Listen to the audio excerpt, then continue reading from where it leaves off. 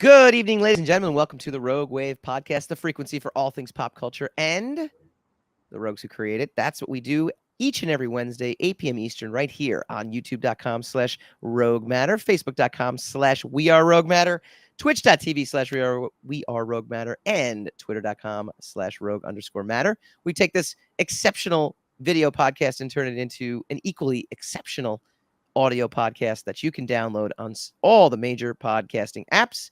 I'm your host, Michael Dolce, as always, joined by my cohort in crime, Mr. Lord of the Radio himself, Hassan Godwin. How you doing, sir?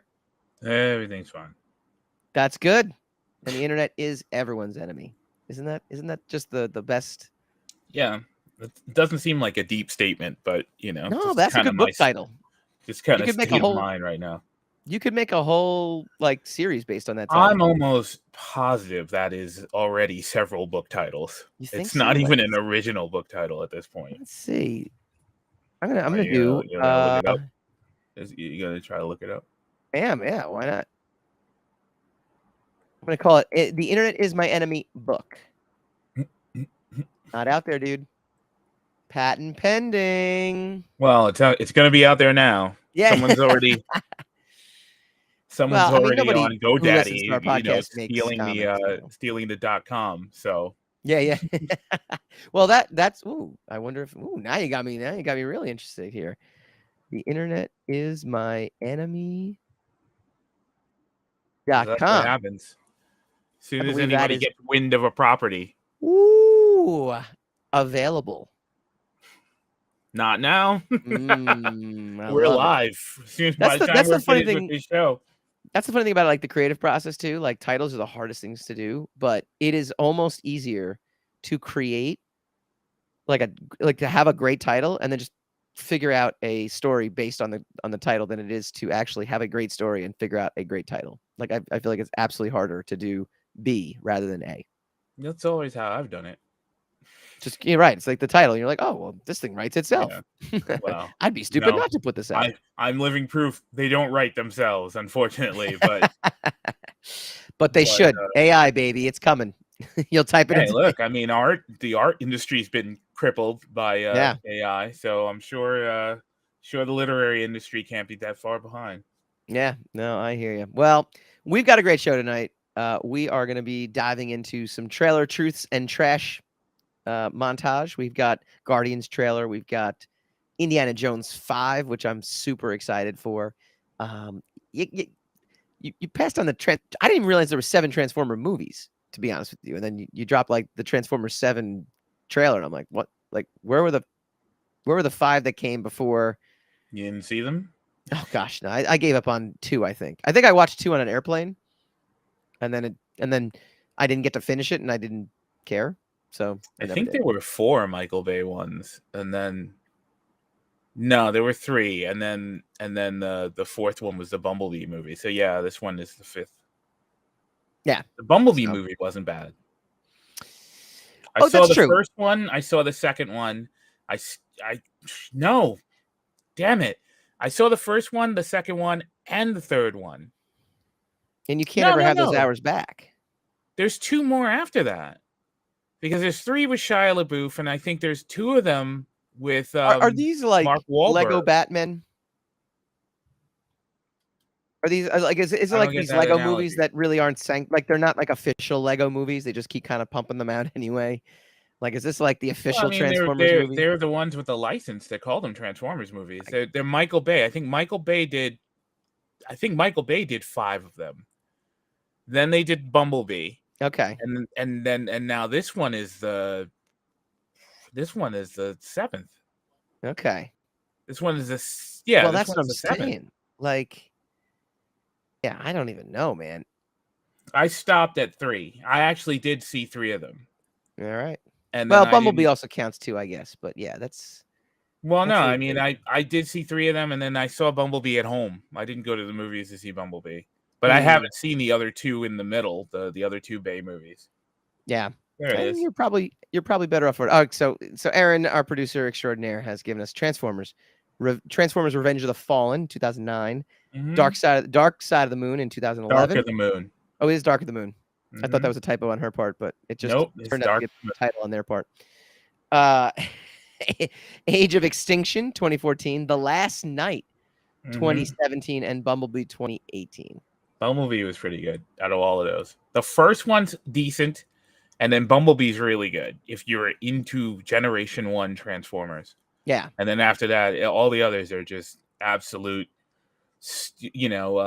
film by committee, studio meddling. Sure. Dreck.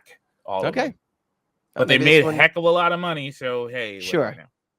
Gotta milk that franchise, baby. Milk it. Milk it for what it's worth. If I had a franchise, I'd be milking it like a cow. That's daily. True. So. That's true. Well, why not, right? I mean, yeah. It's all about the prestige. That's right. All right. Before we we basically just did Transformers, so we're done with that, which is fantastic. Before we get into some more, did you see the trailer? No. I'm so disinterested in Transformers. That's why we're moving on from it. I mean, but I mean, we're doing this thing here, so it doesnm matter. We've got enough to cover, dude. We've got so much news. We got Comic Legends having a tough year again. We've got 2 new trailers, which we can genuinely talk about. We've got Lord of the Rings casting news, if we really want to get into that. I mean, there's so much. But first, I want to remind everyone, go to roguematter.com. Check out all the stuff we've got on the website. It's free. You can consume it. We got things like Time Trader. Dylan Sharp has the ability to rewind time whenever he wants to. He goes to the stock market to cash in, discovers it's run by an Illuminati of people just like him, crafted by myself. You can go check out Seal of Fire, which is a wonderful graphic novel by writer James Massia with covers, excellent covers by this gentleman to my, I guess you'd technically be to my left. It's not a graphic novel. No, I didn't say graphic. I said novels. You said graphic novel. I think I said extraordinary novels, but that's okay. Mm-hmm. All right. Well, if I did say graphic, we'll have to check the tape. Mm-hmm. We'll check the tape. We'll make a bet. I'll make a gentleman's bet with you. I did say graphic novel? Mm-hmm. Well, I didn't mean to. I don't know why you question me. Why would I? Why would I always question you? Why would I say that out loud if I was wrong? But okay.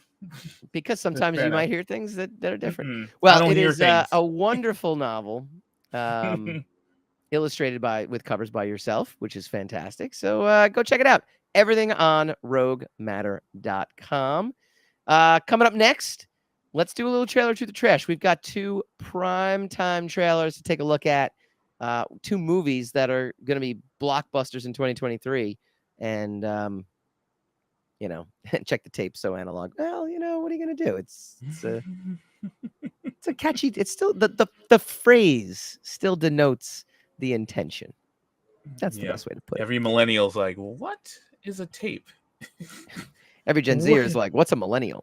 It just keeps going. What's the next generation? Actually, I wonder what that's going to be. Zombies. Gen Alpha. Oh, it's Gen Alpha. It starts all over again. Yeah, it's Gen Alpha. Which I don't know I don't know how they started to begin with, but yeah, it's gonna be Gen Alpha. It's gonna be fantastic. Started with Alpha, so we went all the way through the alphabet, and now we're back to Alpha again. That's it. When we come back, trailer, truth or trash.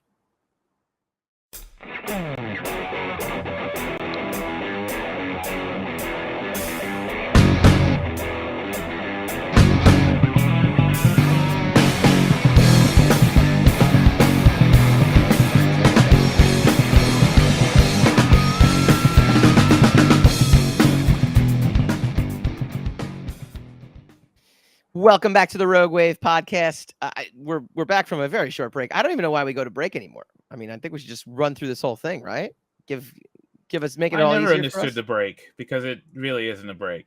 So no, it's not much of a break. I got to be honest with you. It's not like I do it. I literally don't move. I sit in this chair, and then that was it. It's for ads. I don't think we have any ads. It's brought to you by us for the most part. That's pretty much it. It's brought to you by you, Aaron. You're the whole reason we started this format was so we wouldn't have to take these like station breaks, but then you added the station breaks anyway, so it was weird. That was, that was for segment purposes, I guess. So we're trying to break up the segments, but I don't know if we need to do that on the outset. I think we can probably just run through. I'm sure everyone's enjoying our our assessment of ourselves as we talk. All right. Trailer, truth or trash. Well, not really. We're not going to really do Trailer to the Trash because Trailer to the Trash is supposed to be that we find out whether or not the movie lives up to the trailer. What we really got are 2 trailers that dropped that I am interested in talking about. First off, though, last week you denoted that you loved the Guardians of the Galaxy Christmas special. Mm-hmm.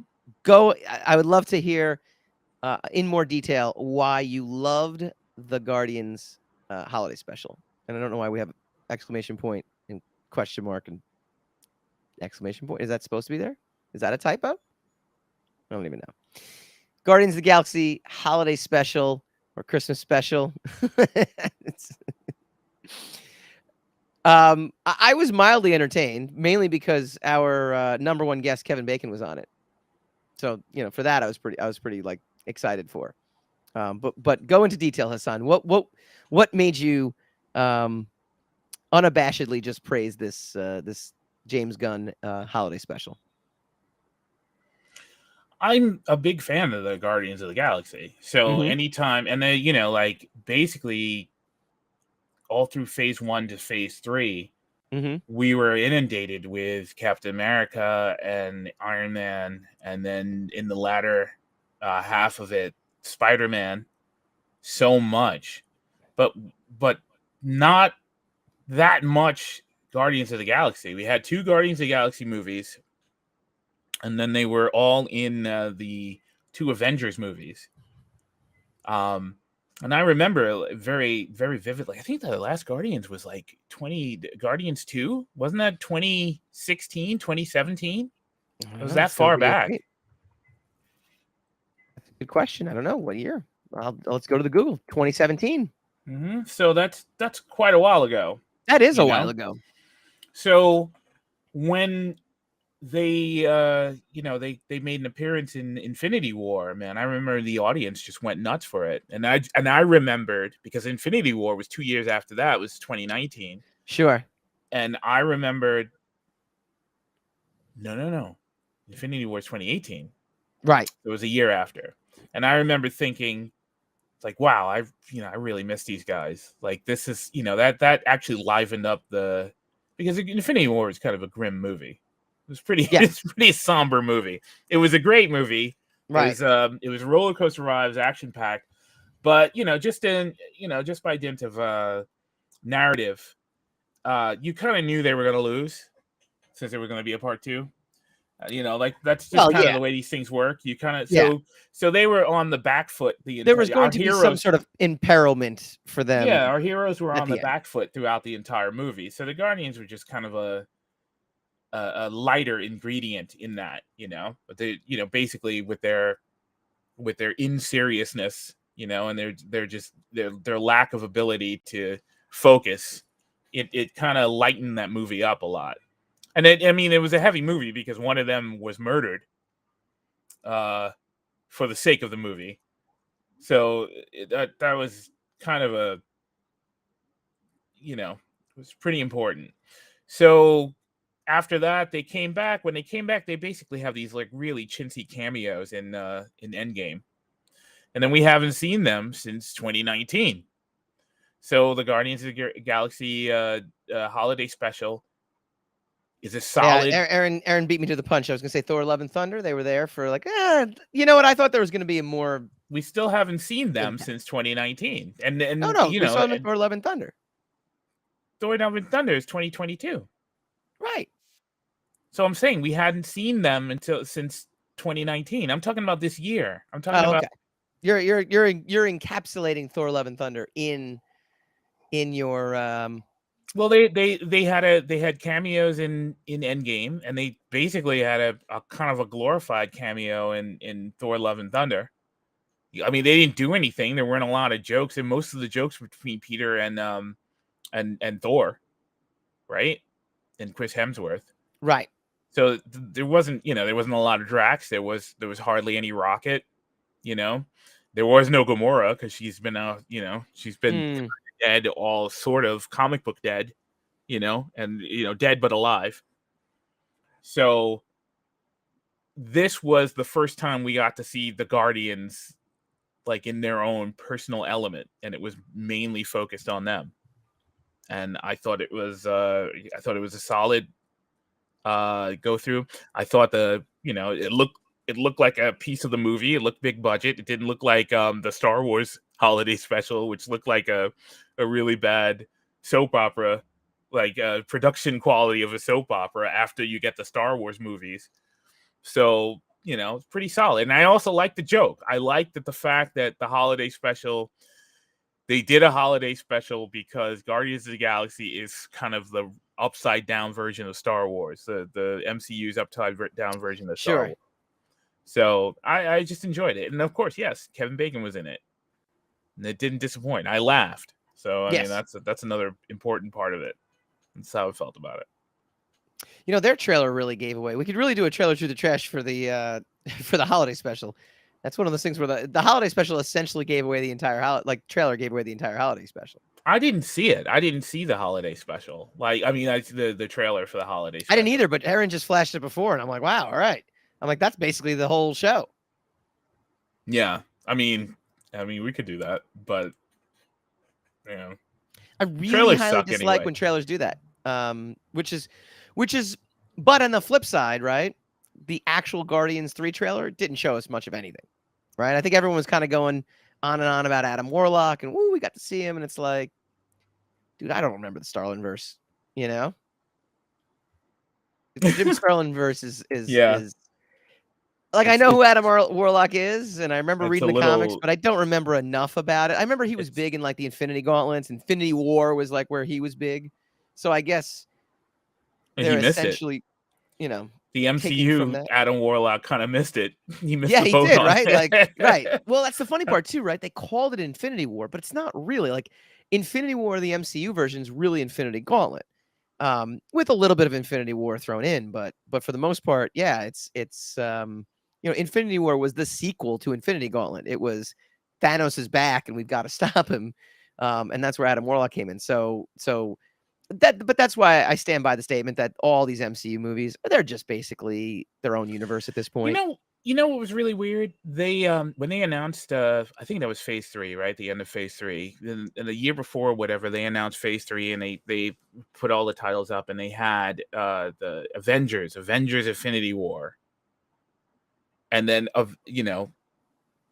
a fourth Avengers movie. They wouldn't give you the title to it. Right. And their reason was, if we give you the title to the fourth one, it kind of gives away the movie. But then the title's Endgame. So that doesn't give anything away. What the hell? That's not a revealing title. The last episode of Star Trek Voyager was Endgame. There was a Highlander movie called Highlander Endgame. It's not even an original title. Yeah. So do you know what's really funny? Like, I'm thinking back to Guardians 2, and I remember thinking, I feel like, and this is just a feeling, it's not an actual data-backed statement. So in these superhero universes, like, the second movie tends to be better. Like, I remember X2, I was much happier with X2 than I was the original X-Men. I remember Spider-Man 2 be happier with that than Spider-Man. But I feel like the Guardians actually is the reverse. I came away from Guardians 2 being like, whatever, it was just the next installment. Whereas I remember coming away from Guardians 1 being like, wow, that was a really great movie. Like, that was a great, like, I didn't expect it to be this good. The cast was hilarious. Had a lot of touching moments. So when I'm watching this trailer for 3, I'm kind of thinking to myself, A, it doesn't tell you much of anything, right? But B, it also just, I don't know, it just feels like it's the next installment. That's the one thing about this MCU formula that can work against it sometimes, where you're just basically watching it to watch the next, episode. So in a way, it kind of feels like a 2-hour TV show, versus like, I'm going to see like this epic movie.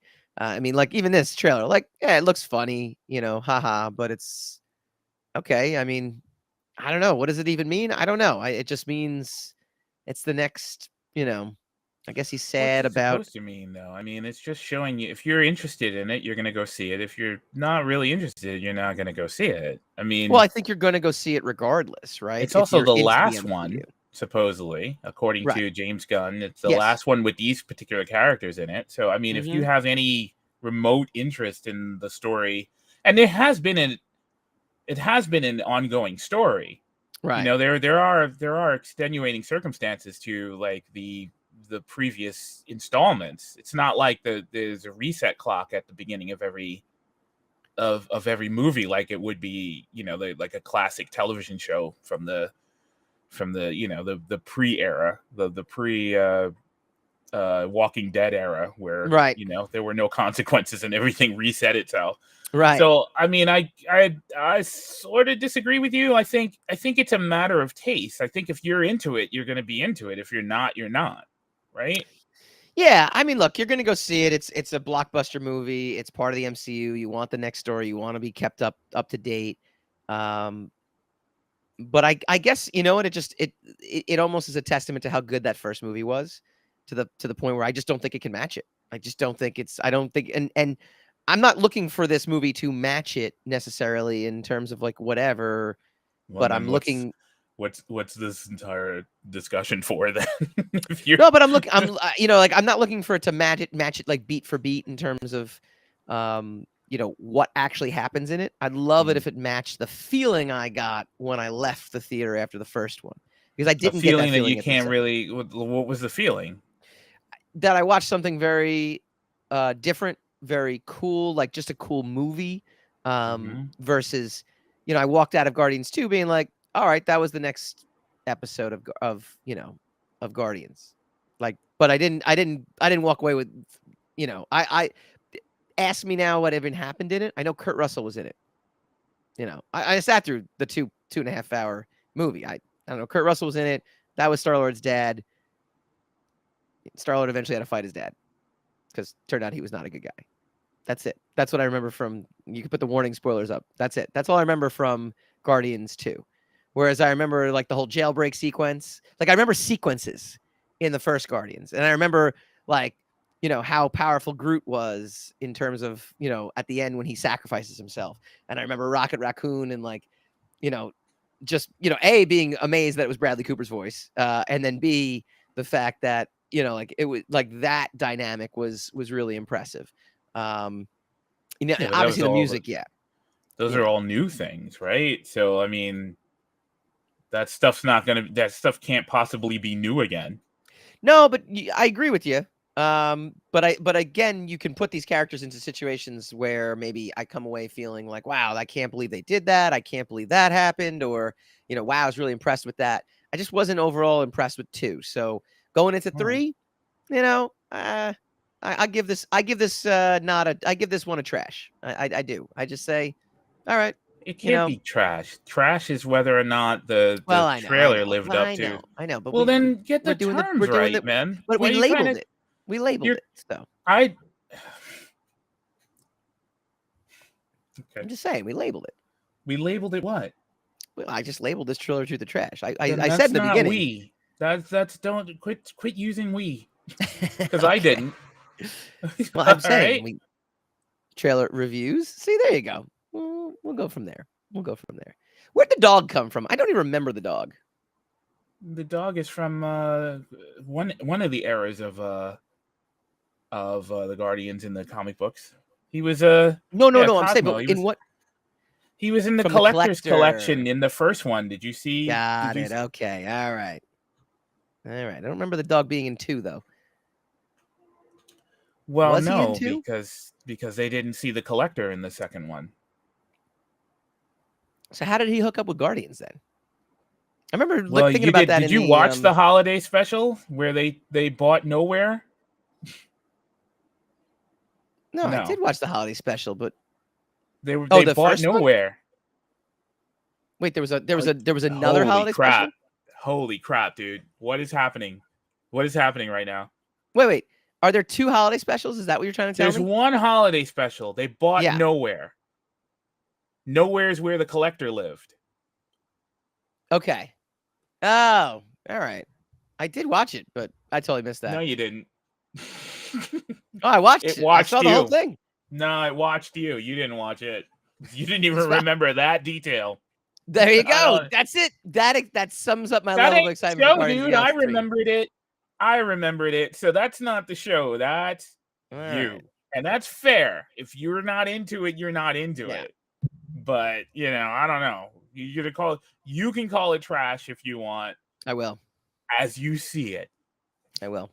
But that won't bias me from the movie, by the way. I always go in with you're open. You're 100% open-minded at all times. Yes, I've known that about you. Yes. I am. I totally agree. 100%. I will go in hoping it's good. No biases whatsoever. Ever. I agree. Never biases. I'll say this. If I do have a bias, I'll let you know. I'm just going in 100%. You spent this entire segment letting us know you had a bias against it. Really? No. No, yeah, you did. A bias against it. I just said I didn't like 2.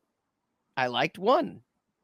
That's not a bias. You didn't like 2. You liked 1. Yeah. And you're not even interested in 3. You gave it a trash. Correct. That's a bias, my friend. No, that's a first. They can prove me wrong, and they can give me something that I'm not going to expect. You're going in thinking Peacemaker. You're not gonna... That's a great example of another James Gunn show that I had no expectations for, and was not looking forward to based off of the movie. Let's clarify the linguistics, okay? You are going into the third one thinking you're not going to like it because of the trailer. That is a bias. That's all. Doesn't mean you're going to continue to not like it. Right. I'm going to go in with an open mind. But I'm saying, all I said is you can't go in with an open mind if you have a bias. There's no such thing. There's no. Because you can walk in the theater going, this is going to be crap and I'm not going to like it. Or you can go in saying, so far I haven't liked what I've seen, but I'm willing to give it a shot and see what happens. That's still not an open mind. That's just a willingness to change your mind. An open mind I have a willingness to change my mind. There you go. I am open to being willing to change my mind. Add as many words to it as you want. I'm open-minded about changing my mind. No, you're not. Okay. Here's something I am excited for, and it's the second trailer on their docket today. Indiana Jones 5. Now, you've seen the trailer, yes? I gave it to you. Yes, I did. Okay. All right. So the spoiler from last week or the week before we had Bevan on about Indiana Jones 5 was that we are going to get young Indiana Jones. And I am super thrilled. We are getting young Indiana Jones. That's the thing that has got me very, very excited because I don't like seeing my heroes age. I don't need God bless Harrison Ford is in amazing shape for being 80 years old. First of all, like let's give him props where props are due. He looks maybe 70, so that's good. Like he's in great shape. But there you go.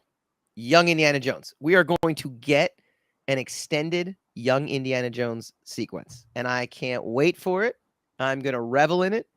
I'm hoping that, like we see these scenes, at least he's on a horse. This is good. So, maybe if you talk about a bias, I have a bias against the aged characters, unless they're going to, somehow, how's he doing these stunts? My God, my dad's 80. There's no way he's doing that. There's no way, but it's okay. So maybe he's not 80 years old. Well, that's true too. But no, so I am super looking forward to it without a doubt. I like this little closing scene too. I don't know. I feel as if there's going to be a restitution for Crystal Skull. I feel like we're going to get something pretty good. Now, to your point from a few weeks ago, I feel that no matter what, you're not. You think it's going to be worse than Crystal Skull? Nope. Or on the same par? Because I actually liked Crystal Skull. I just don't think that people are in a headspace to receive the nostalgia. The nostalgia hits that they go looking for is the thing that ultimately turns them against the thing. So regardless of the quality of the movie, whether it is of quality or not, it's gonna, it's not gonna get a lot of goodwill. I think. My issues with Crystal Skull were that the mystery itself wasn't very good. Like the actual, Crystal People Skull. are Like, already complaining that the title is of Dial of yeah, I don't Destiny love is that either. terrible. I'm not a huge There fan of you that, but go. who knows? Like go. I said, open mind. I'm okay. Like, And I'm then other excited to people see. are like, oh, as long as there's no aliens in it, it's BS. I just don't. It's interdimensional beings, according to George Lucas. Well, you tell that to the internet. The internet's my enemy. I can't do that. B. The internet's my enemy. Oh, that's true. Okay. Right. Can they co-opt it? Maybe our enemy. Sure. But B. Again, the alien. I didn't even have a problem with the aliens in Crystal Skull. What I had a problem with was the part of the fun for me in Indiana Jones was kind of the mystery aspect to the artifact or whatever, the artifact that they're going to get, right? So I love Temple of Doom. It doesn't have to be religious. It can be sacred. There was really no can be mystery in Temple of Doom, though. They stole the stone. He went to get the stone back. Right, but you know what? He ended up uncovering this whole, cult that worshiped the stone. There was the mystery aspect of, like, anytime you can open a cave or open a door to a cave, and there's, to me, that was the mystery of Temple of Doom, was like, wow, what's happening, beneath the surface here? What's actually going on? There was so many cool stunts. There were so many cool, like, and I'm not going to use the word special effects, but challenges to him accomplishing his goal, to the point where I was like, wow, this is really exciting. Raiders of the Lost Ark had obviously the Ark of the Covenant, which is an amazing, artifact. It's a renowned artifact. But there's no mystery in that either. There was a search for it, but there was no. Maybe mystery is the wrong word that I'm using for, but there were challenges that had to be overcome in order to discover where these artifacts actually were. That, to me, in the first three movies, all held up. In Crystal Skull, it just felt like there wasn't ever a sense of danger. It was more about him and his son and and his love interest, where, I don't know, there was just something that just never, there was no danger to me. There was no element of danger. There was no element of challenge. They just, like, we go here, and now we go here, and now we go here. And it stinks because you kind of waste, Cate Blanchett in a role that I think she could have been.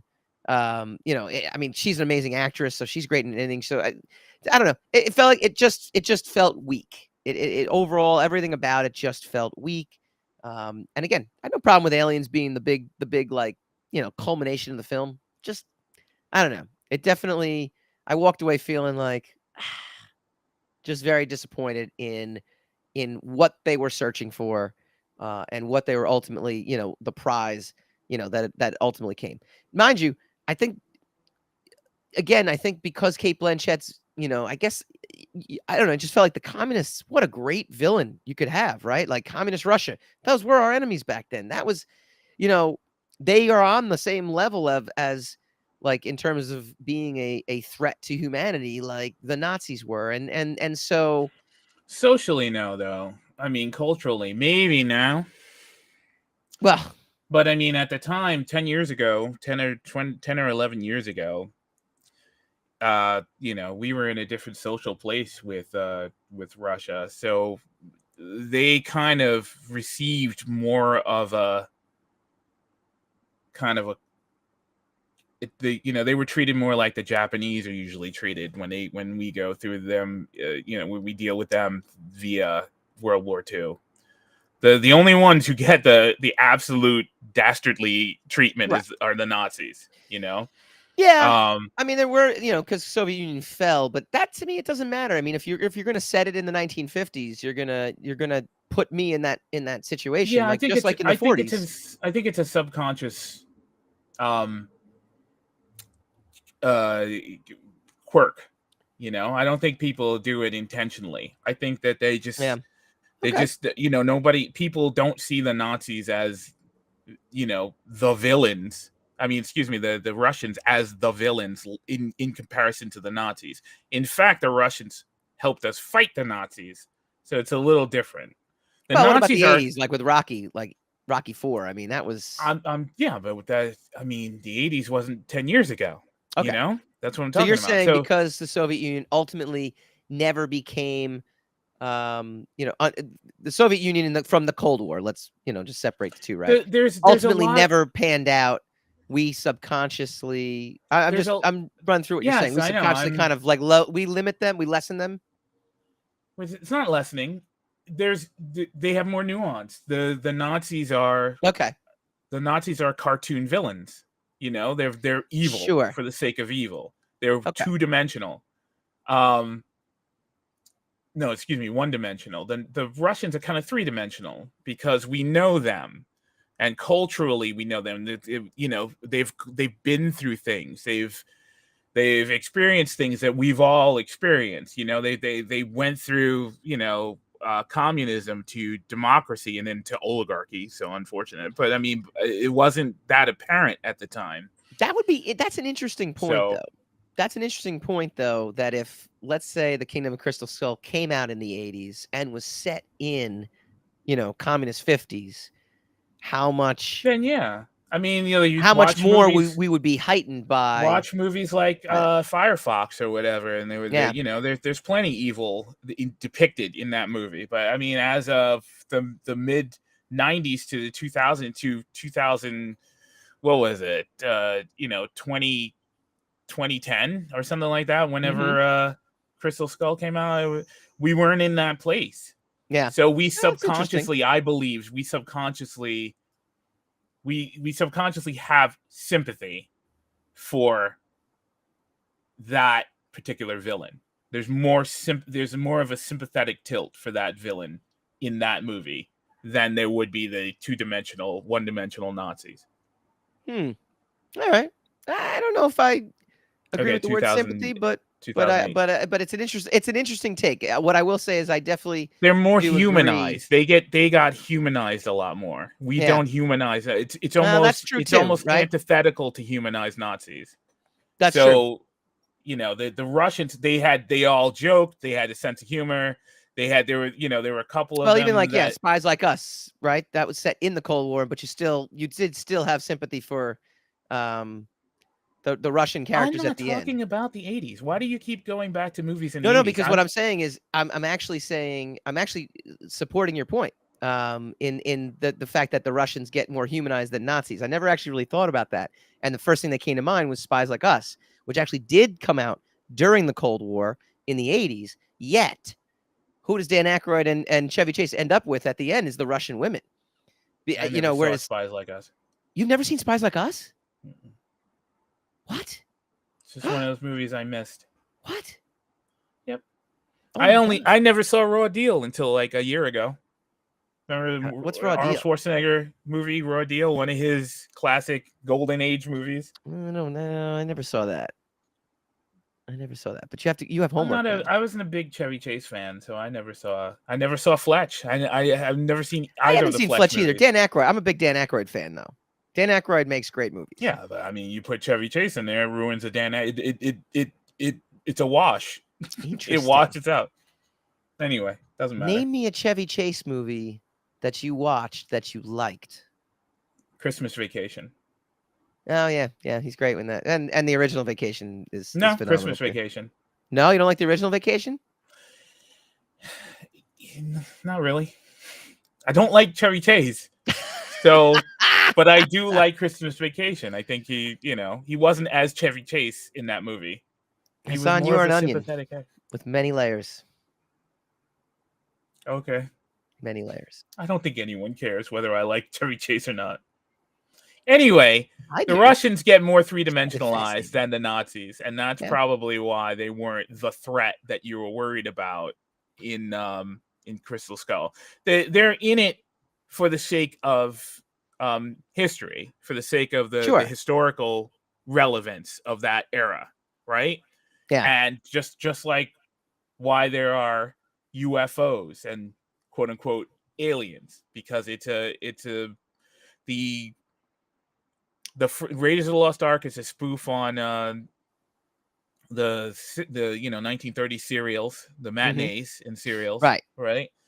Well, And they're all technically supposed to be, right? I mean, yeah, but mostly Raiders of the Lost Ark. It's actually right. cut that way. Temple of Doom Yes. is more of the 1950s like swashbuckling adventures and whatnot.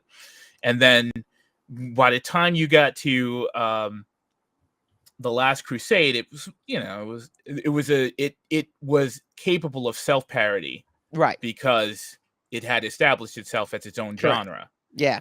Right, so Kingdom of the Crystal Skull kind of goes backwards because it goes back to being a spoof on the era as opposed Sure. to being its own thing, and then it just had some character elements in it, which is why I don't mind it. I don't really get the complaints of the refrigerator and the nuclear No, explosion. I had no problem with I that. don't really get the complaints of the aliens or He whatever. fell out of an airplane in a raft and lived. Yeah, I I mean, mean, there was I a don't. box that you open the box and it only killed Nazis because you kept your eyes closed. I mean, the story Right. has a percentage of absurdity. Yeah, I'm okay with that.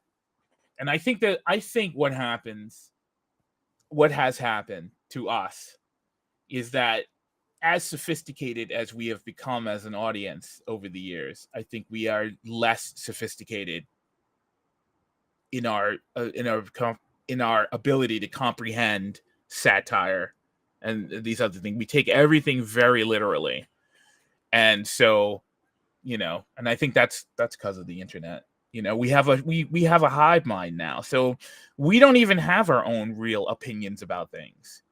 We have our opinions, and then we verify our opinions by checking what everybody else is thinking online, and that wasn't the case even I don't know. I 12 or remember walking 13 out in years ago. 2008, and the internet wasn't a big thing back then, and I just walked out being like, meh, that wasn't The great. internet wasn't a big thing. Facebook, we had MySpace and Facebook. I mean, like, Yeah, but that percentage of people that actually used it versus.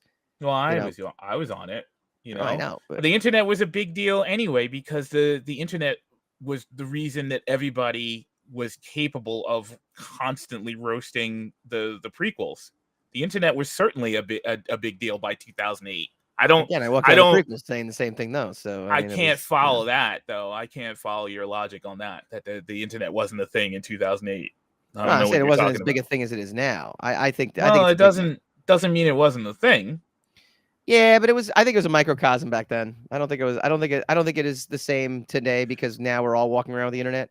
We're all on our phones, which are basically just pocket computers. That doesn't change. All the social media platforms have become message boards, which is maybe that's what I'm saying. Where would people have roasted the prequels back then, or where would people have roasted Kingdom of Crystal Skull? On message boards, on YouTube, right? Which was around on message boards. Message boards haven't been around since the 90s. We're talking YouTube.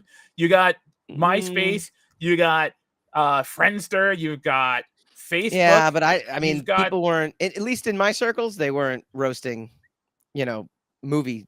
We were hanging out together and actually doing that in person. Is my point. I think. All right, Michael. There was water coolers. Remember, there's water coolers. People actually got around the water cooler because everyone had to go to work. That's where we met, at work.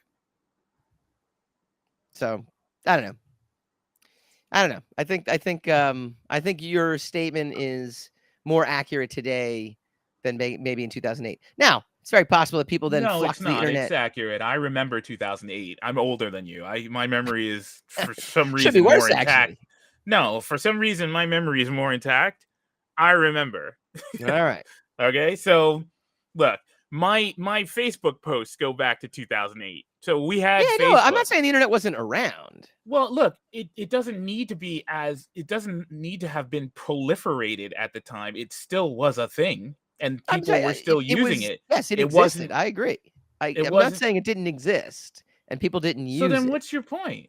My point being is that your statement is that now we don't actually have real opinions. We just have a hive mind. We weren't a hive mind back then because the percentage of people that actually used things like Facebook and MySpace, was limited to like college kids and young adults. Let's try again. Let's try again. I didn't say we were a hive mind then. I said we are a hive mind now. Yes. But my point being is Crystal Skull came out then. So how could we like, how can our opinions, like, my opinion is still my opinion from 2008. Like, it hasn't changed thanks to the internet. And then, but you go on the internet and you go, oh, yeah, it looks like other people had the same opinion as me. Now I can see what you're saying more as to what's my opinion. I don't have an opinion on it. I know, because you weren't listening. But I said that we just do not have our own opinions about things. Now, that's all I said. Now I said I don't. We were using elements of comparison with the Indiana Jones movies or whatever. But I just said we don't really have our own opinions anymore because we live in a hive mind. Right, and I'm so we usually go to the internet to verify. Very good. Yeah, but I wasn't talking about. But I'm not quibbling about whether or not Crystal Skull was any good or not, because I don't do that with you. You know, I understand you have a different opinion. That's fine. Yeah. I'm talking about now. You know, okay. That's all I'm ever talking about. But anyway, doesn't matter. Got it. All right. What do you guys think? Indiana Jones 5, clearly a much better trailer than Guardians of the Galaxy 3, which I don't care about. We disagree. That's the hive mind. I'm gonna proliferate. I'm gonna. I know. I don't have a hive mind with you though. That's a relief, because I don't agree with that statement. Well, I'm going to manifest it into the internet because we're a hive mind. So I'm just putting it out there. Yeah. So I get you. What do you guys think? Comment in the chat field. Let us know what your thoughts are. When we come back, we'll do a brief all around the Rogue.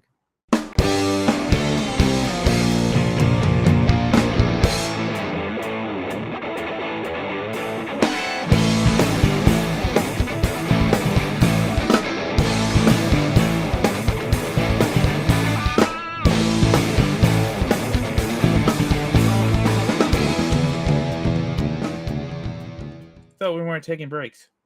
Oh no, I just don't know the logic of the first break. We should just probably just go in. Welcome back to the Rogue Wave podcast. All right, we call this segment "All Around the Rogue." Basically, I just really like the image. It's really wonderful and exciting. And we'll give you a little bit of a pop culture taste of what's going on around pop culture circles right now. We had a brief conversation about Andor. Let me ask you a question about Andor, real quick. Has sentiment changed on the internet or in or in the hive mind since last week about Andor? Are people still kind of down on it? And from what I've been able to see, it's kind of a mixed bag. There are people arguing for its greatness. I mean, there's people who think it's just, I mean, I've seen people say it's god tier entertainment, and then there's other people that say, it's good, but it's boring.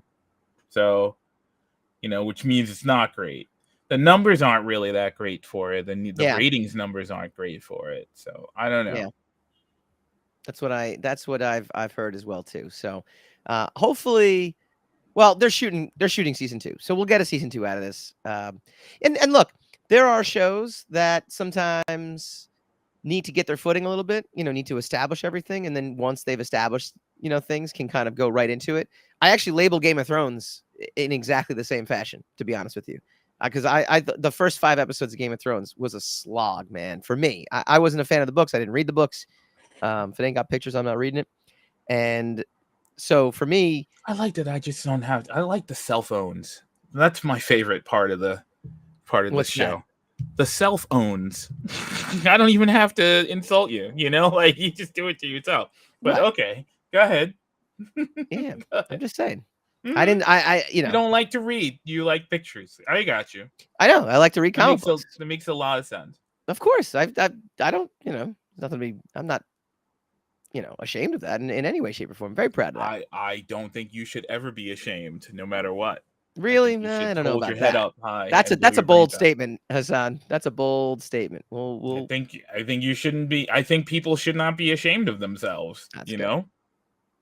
Well, sometimes, we'll gauge that on a sliding scale. No, but here's the thing, though. You can't gauge my opinion. I mean, okay. I do it every week. Mm-hmm. No, here's the thing. I think that we're going to get a season 2, and hopefully, much like Game of Thrones, I do feel this is very Game of Thrones, not in the same tone sense. Obviously, it's not a Game of Thrones show. It's just in the sense of it had to build up a cast of characters, a network of different storylines going on, to the point where I think when we do get the next season, it's going to be more action. It's going to be more. So that'll satiate them. That being said, I don't even need it. I loved it the way it was. I do agree that binging it, I think, was a lot better than doing the week to week format. Because I remember, the first few episodes I watched week to week, and I trailed off because I just wasn't. It took binging it for me to kind of get it, and so I don't know. I definitely. Did you have you binged it? You said you were going to. No. I guess that does say it all, doesn't it? Now.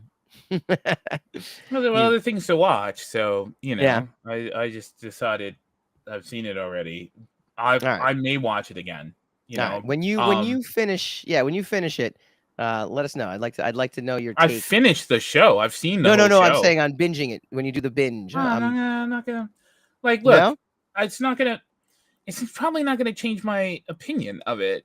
I think it's a really well done, very slick looking show. It's kind of like The Last Jedi was really well done and slick looking, but substance wise, whereas Andor's, it's Shakespeare compared to The Last Jedi. For the sake of substance, in my opinion, I think it comes off to me. This is not true, by the way. Mm-hmm. But it comes off to me as self-indulgent. It comes off to me like it's a 26 episode show, and it has the luxury of taking its time to get to where it wants to go. Yeah. My issue with Andor really isn't with Andor. My issue is with the format and people's complete abuse or misuse of this particular format. And most of the fact that the format is being used now in a particular way to maintain relevancy and to keep the product in the discussion, right. Keep it trending. Because, again, another situation where people think that Twitter is the world. Right. And the at the sacrifice of actual substance. That's my issue with it. And also, and as I have been saying for a long time, we're going to have to wait 2-3 years for another season. So we don't get quality content. We get less of it, and it takes longer for them to give it to us. And so under the pressure of that knowledge of like, man, I hope this is good because this is all we're going to get in 2 years. Watching it, I'm like, are you kidding me? Like, I'm in episode 6 and you're still, in this prison. Are you kidding me with it? Now, I understand because the show has substance. It's very much a quandary for me because like I watched it. I was entertained. I do get it. I do understand why people say they love it. Like, sometimes you'll hear people say something like they love something and you're like, what? How, what are you, a monkey? But I watched this and I'm like, yeah, I get why people think this is great. And it's quality Star Wars for a long, that's been missing for a long time. I mean, like adult Star Wars. I'm not talking about, because I didn't mind Obi-Wan, and eventually I didn't mind Boba Fett, like right. I made peace with all of them. But Andor, I got it like right away. The first 2-3 episodes, I was like, this is gonna be amazing because this is so, this is done in such a serious manner. This is not tongue in cheek. This is not a nostalgia play. This is not people trying to get me with member berries or whatever. This is really them trying to establish something solid in the universe of Star Wars that's more oriented to espionage and spy theatrics, and making it a war story as opposed to space wizards and a kid with a laser sword. but it just lagged as far as I was concerned. And that kind of, I wasn't upset that it lagged. I was upset that I knew that it wasn't going to reach a meaningful height this year, and that it was laying groundwork for something great that was going to happen 2-3 years from now. And that got on my damn nerves. That really did make me and that edged me toward. Now, I'm a fan of Andor because I love Rogue One. Yeah. And I want it to succeed. Mm-hmm. And I think Diego Luna is fantastic in the series. Although he's kind of a non-entity in the series, really. Most of the stuff is stuff that happens around him. And he's just kind of wandering until he makes, dire decisions towards the end of the story. But it doesn't matter. I mean, I like the way they put that together. I think that the use of the volume, the way they can make the production look like it was $100 million production, where it wasn't, it couldn't have been, is fantastic. But the damn show is boring. I can't say it's not. Moving along, Lord of the Rings gets 7 new cast members for season 2, and replaces a cast member, Joseph Mall. He's leaving Lord of the Rings. Apparently, he's doing it to explore new characters. So he's apparently doing it all on his own, which I don't believe. I never believe. I feel like, why would you leave a hit show? Which one is Joseph Mall? He's the leader of the orcs.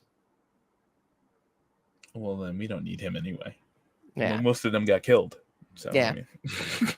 I still haven't watched it. I'll get around to it. I'm waiting. My wife wants to watch it, but she's the worst. She's the worst when it comes to this. Yeah. No, you think I'm bad? You haven't finished Ozark yet, dude. So I mean, I ain't waiting. Surprise casting or surprise news! I finished Ozark.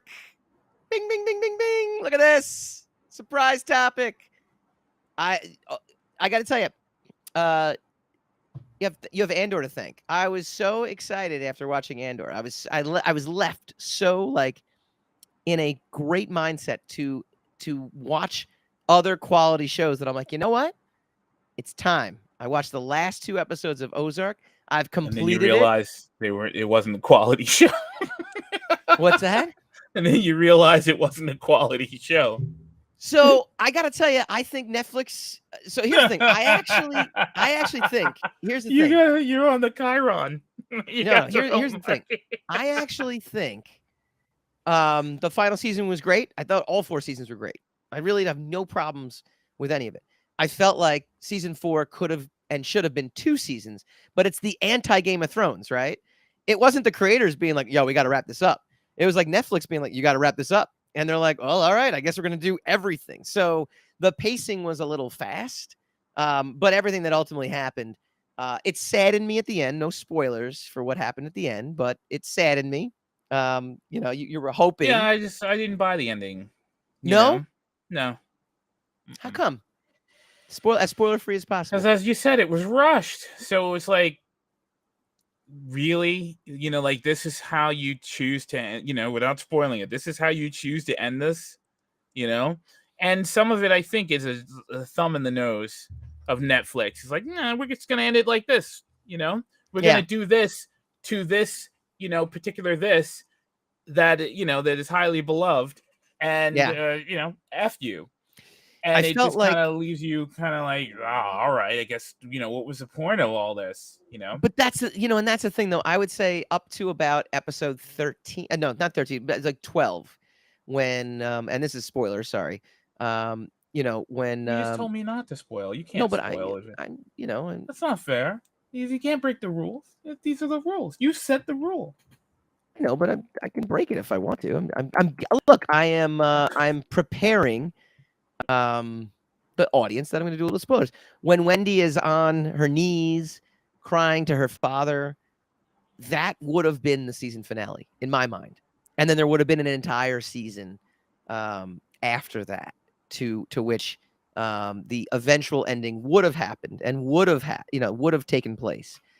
Whereas it was like, man, oh man, you set up all these amazing I don't want to put them cliffhangers, but storylines and the characters had reached these different arcs and conclusions, and I'm like, man, I could go for another 8 to 10 episodes of this, and I think they would have gladly done it. But Netflix is like, for some reason, for as groundbreaking as Netflix is, and they're truly groundbreaking in terms of what they did, I just don't understand why it's a company wide thing. They don't want to give multiple seasons to shows. Netflix's business model is they beat all the other streaming services because of volume.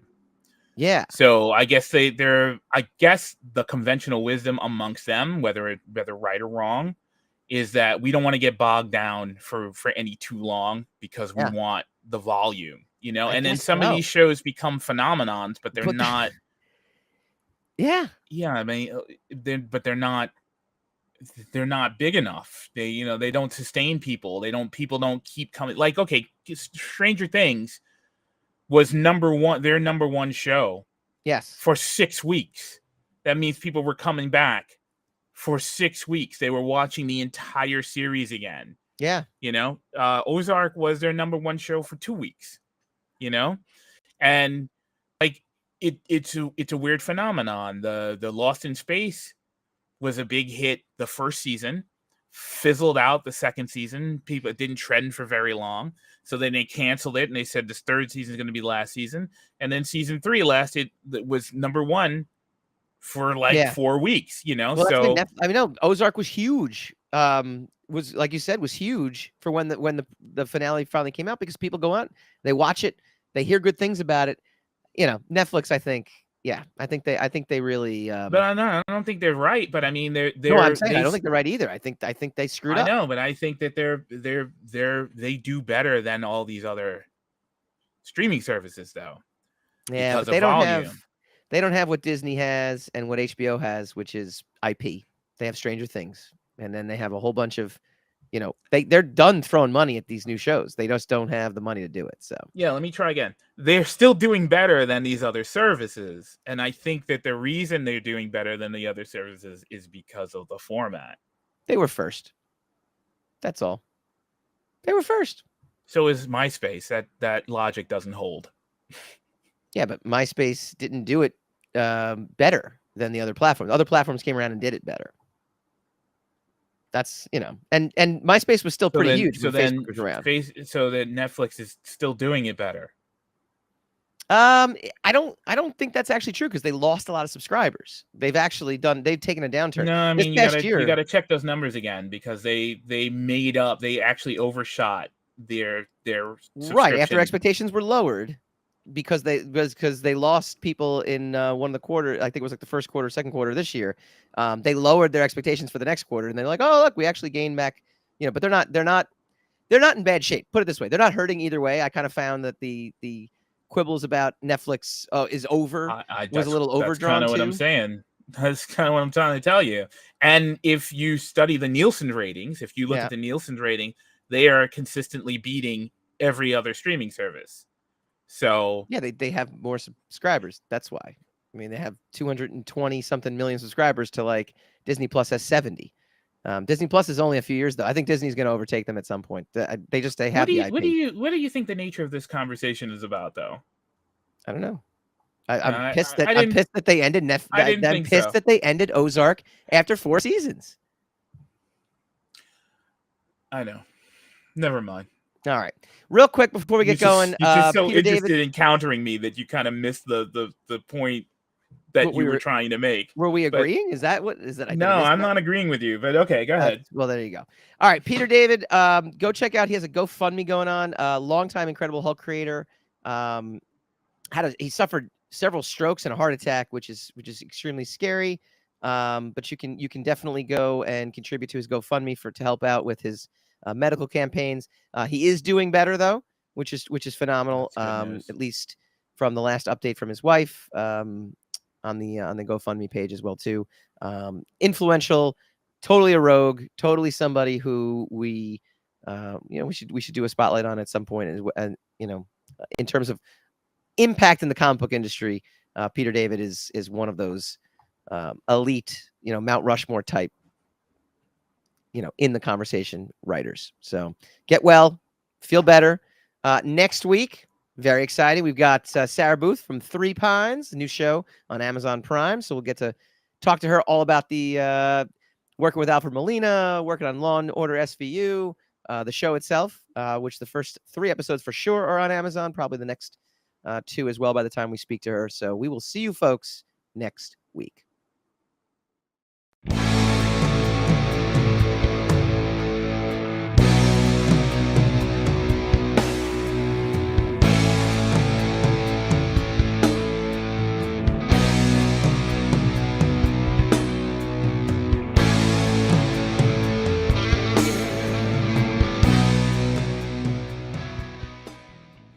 Hi guys, Mike Dolce here from the Rogue Wave podcast. If you like this video, please feel free to like, share, subscribe, all that fun stuff. It really helps us out.